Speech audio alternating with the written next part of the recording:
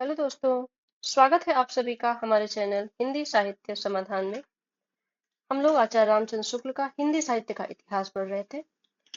अब तक हमारी 17 क्लासें हो चुकी हैं। तो अब तक हमने आदिकाल और भक्तिकाल पढ़ा। भक्तिकाल में हम लोगों ने निर्गुण धारा देखा। निर्गुण धारा में ज्ञानाश्रय और प्रेमाश्रय इन दोनों शाखाओं को हमने पूर्ण कर लिया है। आज हम पढ़ने वाले हैं सगुण धारा। सगुण धारा में राम भक्ति शाखा को हम लोग देखेंगे। ठीक, तो क्लास को शुरू करने से पहले आप सभी लोग एक बार क्लास को लाइक कर देंगे और अपने दोस्तों के साथ इसे शेयर कर देंगे। और अगर नए हैं तो चैनल को सब्सक्राइब कर लीजिए। चलिए शुरू करते हैं। ये शुक्ल जी का इतिहास जो है ये बहुत ही ज्यादा इम्पोर्टेंट है। इसकी एक एक लाइन, हर लाइन इसकी बहुत ज्यादा महत्वपूर्ण है। कहीं से भी प्रश्न सीधे बन जाता है, तो ध्यान से इसको पूरा अंत तक सुनेंगे। पूर्व मध्यकाल यानी कि भक्तिकाल, संवत 1375 से 1700 विक्रमी। प्रकरण 4 है, सगुण धारा प्रकरण 4 में आता है। राम भक्ति शाखा। जगत प्रसिद्ध स्वामी शंकराचार्य जी ने जिस अद्वैतवाद का निरूपण किया था, शंकराचार्य जी का दर्शन क्या था? अद्वैतवाद था। ये ध्यान रखेंगे। वह भक्ति के सन्निवेश के उपयुक्त न था। यद्यपि उसमें ब्रह्म की व्यावहारिक सगुण सत्ता का भी स्वीकार था, पर भक्ति के सम्यक प्रसार के लिए जैसे दृढ़ आधार की आवश्यकता थी, वैसा दृढ़ आधार स्वामी रामानुजाचार्य जी संवत 1073 ने खड़ा किया। 1073 संवत में है, और अगर हम इसको ईस्वी में कन्वर्ट करते हैं तो क्या हो जाएगा? 1000, ये हो जाएगा 1016 ईस्वी। 57 वर्ष इसमें से घटा देंगे, 1016 हो जाएगा।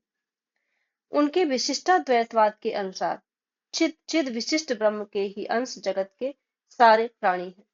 तो रामानुजाचार्य का जो दर्शन था वो क्या है? विशिष्टाद्वैतवाद। ठीक, शंकराचार्य जी का अद्वैतवाद है और रामानुजाचार्य जी का विशिष्टाद्वैतवाद, जो उसी से उत्पन्न होते हैं और उसी में लीन होते हैं। अतः इन जीवों के लिए उद्धार का मार्ग यही है कि वे भक्ति द्वारा उसी अंश का सामीप्य लाभ करने का प्रयत्न करें। रामानुज जी की शिष्य परंपरा देश में बराबर फैलती गई और जनता भक्ति मार्ग की ओर अधिक आकर्षित होती रही। रामानुज जी के स्त्री संप्रदाय में विष्णु या नारायण की उपासना है। इस संप्रदाय में अनेक अच्छे साधु महात्मा बराबर होते गए। तो ये प्रश्न बनता है कि रामानुजाचार्य के का संप्रदाय क्या था? स्त्री संप्रदाय था। और स्त्री संप्रदाय में किसकी उपासना की जाती थी? तो विष्णु या नारायण की उपासना की जाती थी। आगे, विक्रम की 14वीं शताब्दी के अंत में वैष्णव श्री संप्रदाय के प्रधान आचार्य श्री राघवानंद जी काशी में रहते थे। अपनी अधिक अवस्था होते देख वे बराबर इस चिंता में रहा करते थे कि मेरे उपरांत संप्रदाय के सिद्धांतों की रक्षा किस प्रकार हो सकेगी। अंत में राघवानंद जी रामानंद जी को दीक्षा प्रदान कर निश्चिंत हुए और थोड़े दिनों में परलोकवासी हुए। कहते हैं कि रामानंद जी ने भारतवर्ष का पर्यटन करके अपने संप्रदाय का प्रचार किया। तो रामानंद के गुरु कौन थे? रामानंद के गुरु थे राघवानंद जी। ठीक, इन्होंने रामानंद जी को दीक्षा प्रदान की थी। स्वामी रामानंद जी के समय के संबंध में कहीं कोई लेख न मिलने से हमें उसके निश्चय के लिए कुछ आनुषंगिक बातों का सहारा लेना पड़ता है। वैरागियों की परंपरा में रामानंद जी का मानिकपुर के शेख तकी पीर के साथ वाद विवाद होना माना जाता है। तो ये भी प्रश्न बन सकता है कि रामानंद जी का किसके साथ वाद विवाद होना माना जाता है? तो रामानंद जी का मानिकपुर के शेख तकी पीर के साथ वाद विवाद होना माना जाता है। ये शेख तकी कहाँ के थे? दिल्ली के बादशाह सिकंदर लोदी के समय में थे। कुछ लोगों का मत है कि ये सिकंदर लोदी के पीर थे, गुरु थे, और उन्हीं के कहने से उसने कबीर साहब को जंजीर से बांधकर गंगा में डुबाया था। कबीर के शिष्य धर्मदास ने भी इस घटना का उल्लेख इस प्रकार किया है। धर्मदास ने भी इस बात का जिक्र किया है कि शेख तकी जो थे, उन्हीं के कहने से सिकंदर लोदी ने कबीर को गंगा में डुबाया था। पंक्ति धर्मदास की मिलती है। साह सिकंदर जल में बोरे, बहुरी अगिन पर जारे, मैमत हाथी आन झुकाए, सिंह रूप दिखराए। निर्गुण कथें अभय पद गावें, जीवन को समझाए, काजी पंडित सबे हराए, पार को नहीं पाए। तो ध्यान देंगे पंक्तियां किसकी हैं, ये धर्मदास की हैं। शेख तकी और कबीर के संवाद प्रसिद्ध ही हैं। इससे सिद्ध होता है कि रामानंद जी दिल्ली के बादशाह सिकंदर लोदी के समय में वर्तमान थे। रामानंद जी किसके शासन में वर्तमान थे? तो रामानंद जी दिल्ली के बादशाह सिकंदर लोदी के समय वर्तमान थे। सिकंदर लोदी संवत 1546 से संवत 1574 तक गद्दी पर रहा। अगर हम ईस्वी में देखें तो ईस्वी में हो जाएगा कि ये कब से कब तक रहा। 1546 का मतलब 1489 ईस्वी से लेकर के 1517 ईस्वी तक गद्दी पर रहा। अतः इन 28 वर्षों के काल विस्तार के भीतर चाहे आरंभ की ओर चाहे अंत की ओर रामानंद जी का वर्तमान रहना ठहरता है। कबीर के समान सेन भगत भी रामानंद जी के शिष्यों में प्रसिद्ध हैं। ये सेन भगत बांधवगढ़ नरेश के नाई थे। पूछा जाता है कि सेन की जाति क्या थी, तो सेन जो थे वो बांधवगढ़ नरेश के क्या थे, नाई थे और उनकी सेवा किया करते थे। जो बांधवगढ़ के नरेश थे उन्हीं के यहाँ ये नाई थे और उनकी सेवा किया करते थे। ये कौन बांधवगढ़ नरेश थे? एक मिनट। तो इनका पता भक्तमाल राम रसिकावली में रीवा नरेश महाराज रघुराज सिंह ने दिया है। बांधवगढ़ नरेश कौन थे, इसका पता कहाँ मिलता है? भक्तमाल राम रसिकावली में। ये पंक्ति दी गई है कि बांधवगढ़ पूरब जो गायो, सेन नाम नापित जहाँ जायो, ताकि रहे सदा यह रीति, करत रहे साधुन सो प्रीति। तहको राजा राम बघेला, बरनो तेहि कबीर को चेला, करे सदा तिनकी सेवकाई, मुकर दिखावे तेल लगाई। रीवा राज्य के इतिहास में राजा राम या रामचंद्र का समय संवत 1611 से 1648 तक माना जाता है। रामानंद जी से दीक्षा लेने के उपरांत ही सेन पक्के भगत हुए होंगे। पक्के भगत हो जाने पर ही उनके लिए भगवान के नाई का रूप धरने वाली बात प्रसिद्ध हुई होगी। उक्त चमत्कार के समय वे राज सेवा में थे। अतः राजा रामचंद्र से अधिक 30 वर्ष पहले यदि उन्होंने दीक्षा ली हो तो संवत 1575 या फिर 1580 तक रामानंद जी का वर्तमान रहना ठहरता है। इस दशा में स्थूल रूप से उनका समय विक्रम की 15वीं सदी के चतुर्थ और 16वीं सदी के तृतीय चरण के भीतर माना जा सकता है।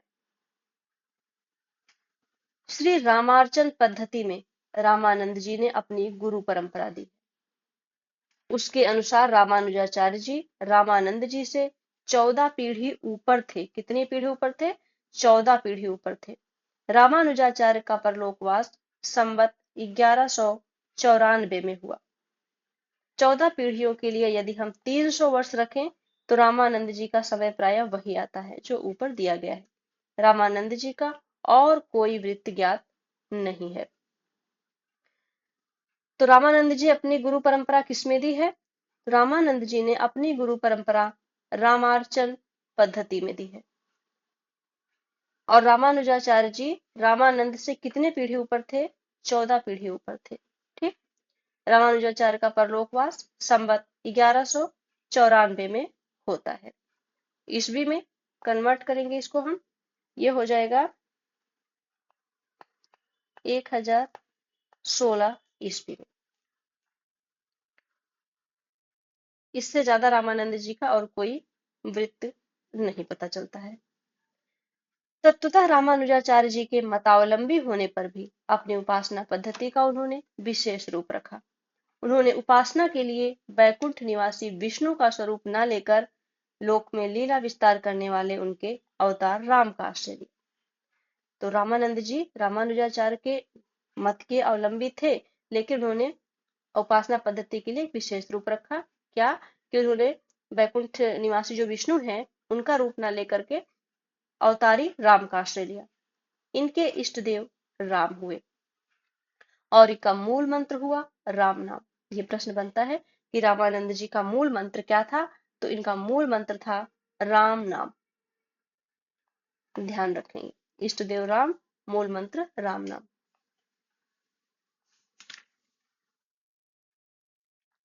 पर इससे यह नहीं समझना चाहिए कि इनके पूर्व देश में रामोपासक भक्त होते ही न थे।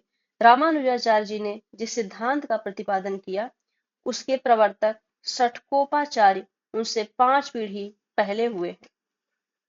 रामानुजाचार्य ने जिस सिद्धांत का प्रतिपादन किया उसके प्रवर्तक कौन थे? उसके प्रवर्तक षटकोपाचार्य थे, जो उनसे 5 पीढ़ी पहले हुए थे। उन्होंने अपनी सहस्त्र गीति में कहा है, दशरथस श्रुतम तु बिना अन्य शरण वन्नास्मि।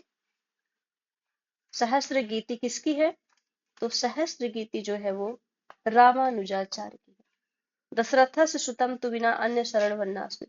श्री रामानुज के पीछे उनके शिष्य कुरेश स्वामी हुए, जिनकी पंचस्तवी में राम की विशेष भक्ति स्पष्ट झलकती है। रामानंद जी ने केवल यह किया कि विष्णु के अन्य रूपों में राम रूप को ही लोक के लिए अधिक कल्याणकारी समझ छांट लिया और एक संबल संप्रदाय का संगठन किया। इसके साथ ही उन्होंने उदारता पूर्वक मनुष्य मात्र को इस सुलभ सगुण भक्ति का अधिकारी माना और देश भेद, वर्ण भेद, जाति भेद आदि का विचार भक्ति मार्ग से दूर रखा। यह बात उन्होंने सिद्धों या नाथपंथियों की देखा देखी नहीं की, बल्कि भगवत भक्ति के संबंध में महाभारत, पुराण आदि के कथित सिद्धांत के अनुसार की। रामानुज संप्रदाय में दीक्षा केवल द्विजातियों को ही दी जाती थी, पर स्वामी रामानंद ने राम भक्ति के द्वार सब जातियों के लिए खोल दिया और एक उत्साही विरक्त दल का संगठन किया, जो आज भी वैरागी नाम से प्रसिद्ध है। अयोध्या, चित्रकूट आदि आज भी वैरागियों के मुख्य स्थान हैं। तो रामानुज संप्रदाय में दीक्षा किसे दी जाती थी? केवल द्विजातियों को ही दी जाती थी। राम भक्ति के द्वार सबके लिए किसने खोले? तो राम भक्ति के द्वार सभी जातियों के लिए रामानंद ने खोले और एक उत्साही विरक्त दल का संगठन किया। किस नाम से? वैरागी के नाम से। वैरागी दल के नाम से प्रसिद्ध है। कहाँ पर है ये? तो ये अयोध्या, चित्रकूट आदि आज भी वैरागियों के मुख्य स्थान है। भक्ति मार्ग में इनकी उदारता का अभिप्राय यह कदापि नहीं है, जैसा कि कुछ लोग समझा और कहा करते हैं कि रामानंद जी वर्णाश्रम के विरोधी थे। ये लोग कहते हैं समाज के लिए वर्ण और आश्रम की व्यवस्था मानते हुए वे भिन्न भिन्न कर्तव्यों की योजना स्वीकार करते थे। केवल उपासना के क्षेत्र में उन्होंने सबका समान अधिकार स्वीकार किया। भगवत भक्ति में वे किसी भेदभाव को आश्रय नहीं देते थे। कर्म के क्षेत्र में शास्त्र मर्यादा इन्हें मान्य थी, पर उपासना के क्षेत्र में किसी प्रकार का लौकिक प्रतिबंध ये नहीं मानते थे। सब जाति के लोगों को एकत्र कर राम भक्ति का उपदेश ये करने लगे और राम नाम की महिमा सुनाने लगे। रामानंद जी के ये शिष्य प्रसिद्ध हैं। कौन कौन? कबीरदास, रैदास, सेन, नाई और गांगरौनगढ़ के राजा पीपा, जो विरक्त होकर पक्के भगत हुए। रामानंद जी के रचे हुए केवल 2 संस्कृत के ग्रंथ मिलते हैं। केवल 2 संस्कृत के ग्रंथ इनके मिलते हैं, वैष्णव मताब्ज भास्कर और श्री रामार्चन पद्धति। ये दोनों संस्कृत के ग्रंथ हैं। यही केवल 2 मिलते हैं और कोई ग्रंथ इनका आज तक नहीं मिला है। केवल शुक्ल जी कहते हैं कि रामानंद जी के केवल 2 ही संस्कृत ग्रंथ मिलते हैं, वैष्णव मताब्ज भास्कर और श्री रामार्चन पद्धति। आगे, इधर सांप्रदायिक झगड़े के कारण कुछ नए ग्रंथ रचे जाकर रामानंद जी के नाम से प्रसिद्ध किए गए हैं, जैसे ब्रह्मसूत्रों पर आनंद भाष्य और भगवत गीता भाष्य, जिनके संबंध में सावधान रहने की आवश्यकता है। बात यह है कि कुछ लोग रामानुज परंपरा से रामानंद जी की परंपरा बिल्कुल स्वतंत्र और अलग सिद्ध करना चाहते हैं। इसी से रामानंद जी को एक स्वतंत्र आचार्य प्रमाणित करने के लिए उन्होंने उनके नाम पर एक वेदांत भाष्य प्रसिद्ध किया है। रामानंद जी समय समय पर विनय और स्तुति के हिंदी पद भी बनाकर गाया करते थे। केवल 2-3 पदों का पता अब तक लगा है। एक पद तो यह है जो हनुमान जी की स्तुति में है। ये पद इन्होंने हनुमान जी की स्तुति में लिखा है। देखते हैं इसको। आरती कीजे हनुमान लला की, दुष्ट दलन रघुनाथ कला की। जाके बल भरते महि कापे, रोग शोक जाकी सीमा न चापे। अंजनी सुत महाबलदायक, साधु संत पर सदा सहायक। बाएं भुजा सब असुर संहारी, दहिन भुजा सब संत उबारी। लक्ष्मण धरती में मूर्छ पर्यो, बैठ पताल जम कातर तरयो। आनि सजीवन प्राण उबार्यो, महि श्रवण की भुजा उपार्यो। गाढ़ परे कपि सुमिरो तो ही, होहु दयाल देहु जस मोहि। लंका कोट समुंदर खाई, जात पवन सुत बार न लाई। लंक प्रजारी असुर सब मार्यो, राजा राम के काज सवार्यो। घंटा ताल झालरी बाजे, जगमग ज्योति अवधपुर छाजे। जो हनुमान जी की आरती गावे, बस बैकुंठ अमर पद पावे। लंक विध्वंस कियो रघुराई, रामानंद आरती गाई। सुर नर मुनि सब करहि आरती, जय जय जय हनुमान लाल। तो हनुमान जी की स्तुति में किसने लिखा? रामानंद जी ने लिखा। स्वामी रामानंद जी का कोई प्रामाणिक ग्रंथ न मिलने से उनके संबंध में कई प्रकार के प्रवादों के प्रचार का अवसर लोगों को मिला है। कुछ लोगों का कहना है कि रामानंद जी अद्वैतवादियों के ज्योतिर्मठ के ब्रह्मचारी थे। कुछ लोग क्या मानते हैं? अद्वैतवादियों के ज्योतिर्मठ के ब्रह्मचारी मानते हैं इनको।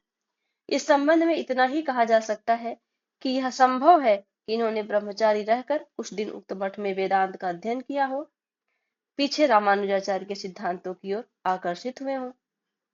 दूसरी बात जो उनके संबंध में कुछ लोग इधर उधर कहते सुने जाते हैं, वह यह है कि उन्होंने 12 वर्ष तक गिरनार या आबू पर्वत पर योग साधना करके सिद्धि प्राप्त की थी। रामानंद जी के 2 ग्रंथ प्राप्त हैं तथा उसके संप्रदाय में जिस ढंग की उपासना चली आ रही है, उससे स्पष्ट है कि वे खुले हुए विश्व के बीच भगवान की कला भावना करने वाले विशुद्ध वैष्णव भक्ति मार्ग के अनुयायी थे, घट के भीतर ढूंढने वाले योग मार्गी नहीं। इसलिए योग साधना वाली प्रसिद्धि का रहस्य खोलना आवश्यक है। तो ये प्रश्न ये इंपॉर्टेंट है कि उन्होंने 12 वर्ष तक कहां पर योग साधना करी थी? तो गिरनार या आबू पर्वत पर योग साधना करके सिद्धि प्राप्त की थी। आगे है भक्तमाल में रामानंद जी के 12 शिष्य कहे गए हैं। किस रचना में? भक्तमाल। कौन कौन है उनके नाम देखते हैं। अनंतानंद, सुखानंद, सुरसुरानंद, नरहरयानंद, भावानंद, पीपा, कबीर, सेन, धन्ना, रैदास, पद्मावती और सुरसुरी। अनंता जी के शिष्य कृष्णदास पैहारी हुए। कौन हुए? कृष्णदास पैहारी अनंता जी के शिष्य, जिन्होंने गलता अजमेर राज्य राजपूताना में रामानंद संप्रदाय की गद्दी स्थापित की। यही पहली और सबसे प्रधान गद्दी हुई।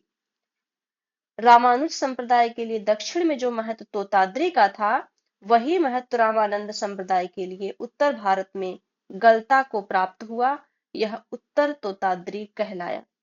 ठीक, ध्यान देंगे कि अनंतानंद के शिष्य कौन हुए? कृष्णदास पैहारी हुए। और कृष्णदास पैहारी ने ही गलता में रामानंद संप्रदाय की गद्दी स्थापित की थी। यही पहली और सबसे प्रधान गद्दी हुई। रामानुज संप्रदाय के लिए दक्षिण में जो महत्व तोताद्री का था, दक्षिण में तोताद्री में रामानुज संप्रदाय की गद्दी थी, वही महत्व रामानंद संप्रदाय के लिए उत्तर भारत में गलता को प्राप्त हुआ। और ये क्या कहलाया? ये उत्तर तोताद्री कहलाया। ये मोस्ट इंपॉर्टेंट है, इस पर ध्यान देंगे। कृष्णदास पैहारी राजपूताने की ओर के दाहिमा दाधिच्य ब्राह्मण थे। कृष्णदास पैहारी जाति के ब्राह्मण थे, जैसा कि आदिकाल के अंतर्गत दिखाया जा चुका है। भक्ति आंदोलन के पूर्व देश में, विशेषतः राजपूताने में, नाथपंथी कनफटे योगियों का बहुत प्रभाव था, जो अपनी सिद्धि की धाक जनता पर जमाए रहते थे।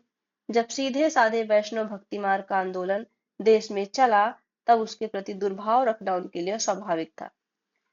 कृष्णदास पैहारी जब पहले पहल गलता पहुंचे, तब वहां की गद्दी नाथपंथी योगियों के अधिकार में थी।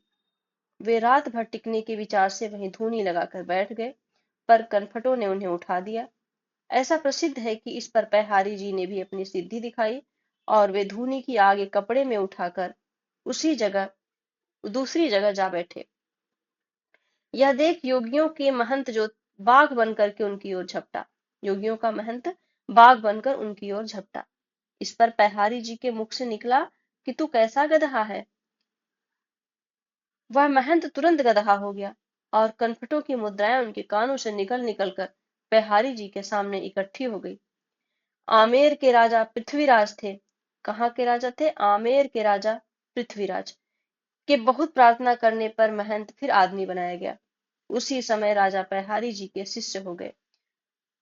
उसी समय जो आमेर के राजा पृथ्वीराज थे, वो कृष्णदास पैहारी के शिष्य बन गए और गलता की गद्दी पर रामानंदी वैष्णवों का अधिकार हो गया। नाथपंथी योगियों के कारण जनता के हृदय में योग साधना और सिद्धि के प्रति आस्था जमी हुई थी।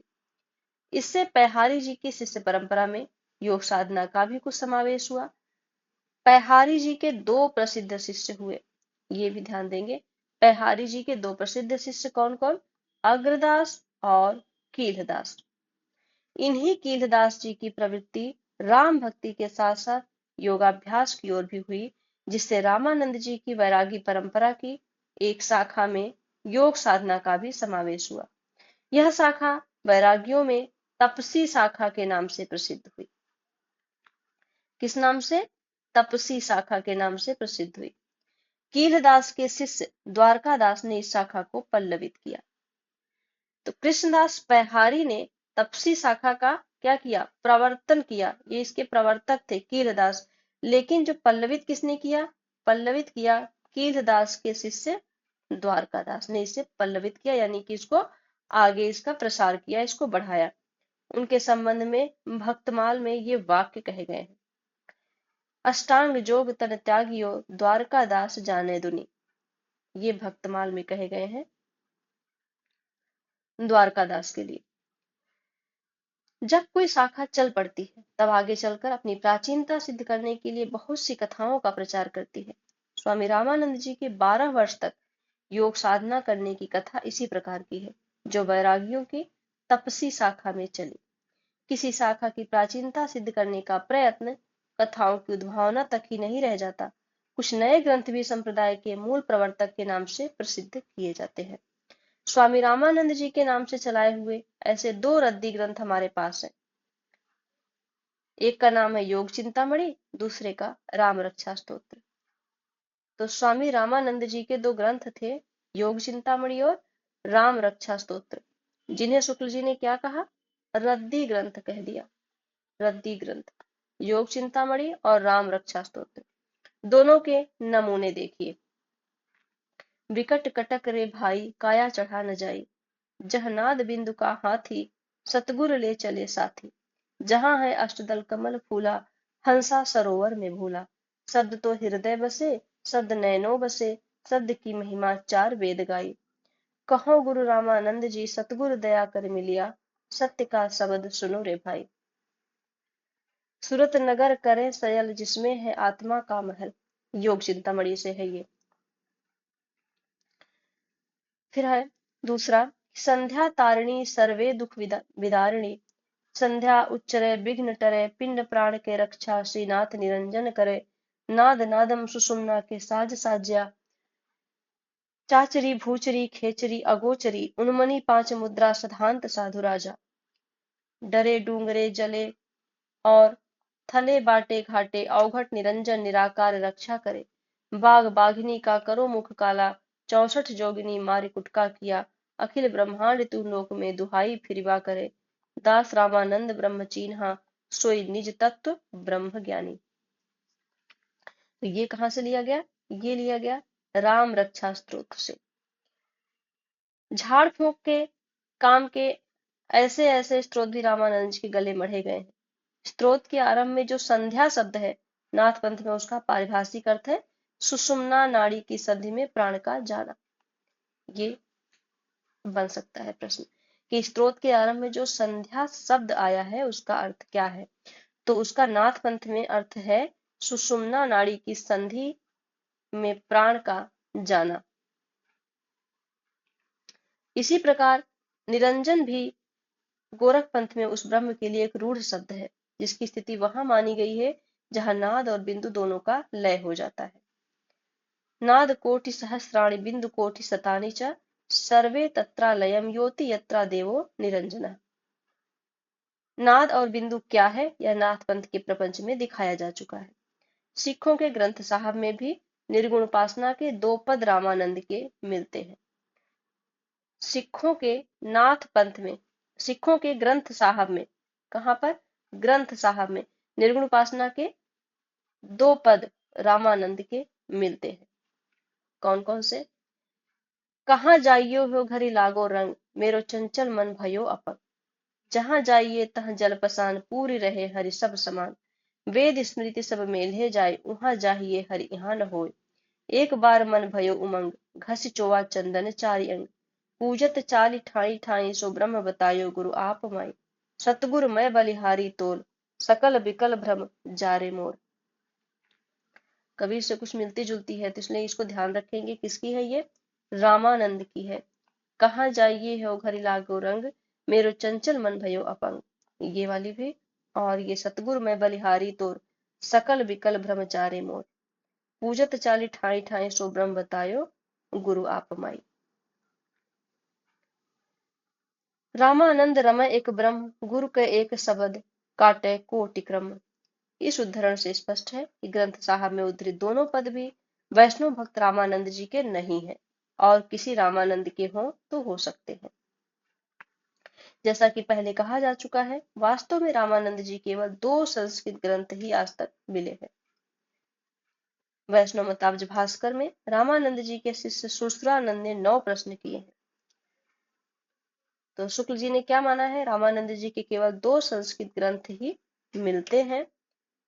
ये इन्होंने पहले ही ऊपर बता दिया था। और बता रहे हैं कि वैष्णव मताब्ज भास्कर जो ग्रंथ है इसमें रामानंद जी के शिष्य सुश्रानंद ने 9 प्रश्न किए हैं, जिनके उत्तर में राम तारक मंत्र की विस्तृत व्याख्या, तत्वोपदेश, अहिंसा का महत्व, प्रपत्ति, वैष्णव की दिनचर्या, षोडशोपचार पूजन इत्यादि विषय है। अर्चावतारों के 4 भेद स्वयं व्यक्त, दैव, सैद और मानुष करके कहा गया है कि वे प्रशस्त देशों अयोध्या, मथुरा आदि में श्री सहित सदा निवास करते हैं। जाति भेद, क्रियाकलाप आदि की अपेक्षा न करने वाले भगवान की शरण में सबको जाना चाहिए। प्राप्तुम परा सिद्धि मकिंचनो जनो, द्विजादिरिच्छ शरणम हरिम ब्रजेत। परम दयालु स्वगुणानपेक्षित क्रियाकलापादिक जाति भेद मुट। तो यहाँ पर रामानंद जी का वर्णन समाप्त होता है। ठीक, इसके बाद हम पढ़ेंगे गोस्वामी तुलसीदास जी को। उम्मीद करती हूँ आप सभी को अच्छी लगी होगी क्लास। इसको आगे बढ़ाते हुए हम नेक्स्ट क्लास में गोस्वामी तुलसीदास जी को पढ़ेंगे। क्लास कैसी लगी जरूर बताएं और क्लास को लाइक जरूर करके जाएं। क्लास में अंत तक बने रहने के लिए आप सभी का बहुत बहुत धन्यवाद।